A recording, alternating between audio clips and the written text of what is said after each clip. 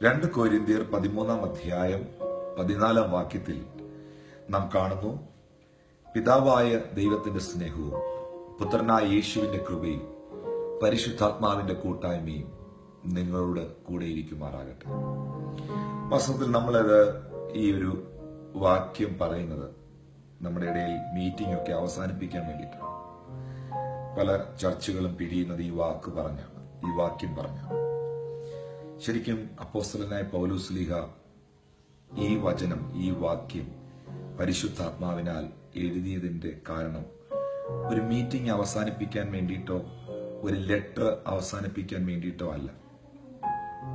പ്രസ്തുത പിതാവിന്റെ സ്നേഹം അനുഭവിച്ചവർ, പുത്രന്റെ കൃപയിൽ നിൽക്കുന്നവർ പരിശുദ്ധാത്മാവിനോട് കൂട്ടായ്മയുള്ളവരായിരിക്കണം. Must we need the fellowship, communion with Holy Spirit. എന്താ പരിശുദ്ധാത്മാവുമായിട്ടുള്ള കമ്മ്യൂണിയൻ അല്ലെങ്കിൽ കൂട്ടായ്മ എന്ന് പറഞ്ഞാൽ? ഇപ്പോൾ ഞാൻ ഓസ്ട്രേലിയയിൽ ഇരുന്നാണ് ഈ മെസ്സേജ് എടുത്തുകൊണ്ടിരിക്കുന്നത്. എന്നോടൊപ്പം കർത്താവിന്റെ ദാസൻ പാസ്റ്റർ സാമുവൽ വിൽസൺ ഉണ്ട്.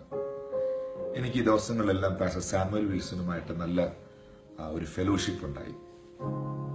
അതിന്റെ അർത്ഥം ഞാന് കൊട്ടാരക്കരയിലും സാമുവൽ വിൽസൺ പാസ്റ്റർ ഓസ്ട്രേലിയയിലും ഇരുന്നാൽ അത് ഫെലോഷിപ്പ് ആകത്തില്ല. ഞങ്ങൾ ഒന്നിച്ചിരിക്കുകയും സംസാരിക്കുകയും വർത്താനം പറയുകയും ഒക്കെ ചെയ്തപ്പോൾ അതാണ് ഫെലോഷിപ്പ്. Communion means communication. ആ ദൈവവുമായിട്ടുള്ള ആ കമ്മ്യൂണിക്കേഷൻ, പരിശുദ്ധാത്മാവുമായിട്ടുള്ള ആ ഇടപെടൽ. പരിശുദ്ധാത്മാവിന് പറയാനുള്ളത് നിങ്ങൾ കേൾക്കണം, നിങ്ങൾക്ക് പറയാനുള്ളത് പരിശുദ്ധാത്മാവിനോട് സംസാരിക്കണം. എന്നാൽ മാത്രമേ അതൊരു ഫെലോഷിപ്പ് ആകത്തുള്ളൂ. എന്ന് പറഞ്ഞാൽ ദൈവത്തിന്റെ ആത്മാവുമായി സമയം ചെലവഴിക്കുമ്പോഴാണ് അതൊരു കൂട്ടായ്മയാകുന്നത്. നമ്മുടെ ഡേ ടു ഡേ ലൈഫിൽ, നമ്മുടെ ദൈനംദിന ക്രിസ്തീയ ജീവിതത്തിൽ ദൈവത്തിന്റെ ആത്മാവ് പറയുന്നത് കേൾക്കുവാൻ, ദൈവത്തിന്റെ ആത്മാവിനോട് സംസാരിക്കുവാൻ നമുക്ക് കഴിഞ്ഞാൽ നമ്മുടെ ക്രിസ്തീയ ജീവിതം അനുഗ്രഹിക്കപ്പെടും. നിങ്ങളുടെ പ്രാർത്ഥനാ ജീവിതം അനുഗ്രഹിക്കപ്പെടും. ദൈവത്തിന്റെ പ്രവൃത്തി നിങ്ങളിൽ വെളിപ്പെടും. ഞാൻ നിങ്ങൾക്ക് വേണ്ടി പ്രാർത്ഥിക്കുന്നു. ഈ സമയം നിങ്ങൾ പ്രാർത്ഥിക്കണം, കർത്താവേ, പരിശുദ്ധാത്മാവേ, അങ്ങയോടുള്ള എന്റെ ആ ബന്ധം വർദ്ധിക്കുവാൻ വേണ്ടിയിട്ട്. പിതാവേ, ഇപ്പോൾ എന്നെ കാണുന്ന എന്റെ പ്രിയ സഹോദരി സഹോദരന്മാർക്കായി ഞാൻ പ്രാർത്ഥിക്കുന്നു.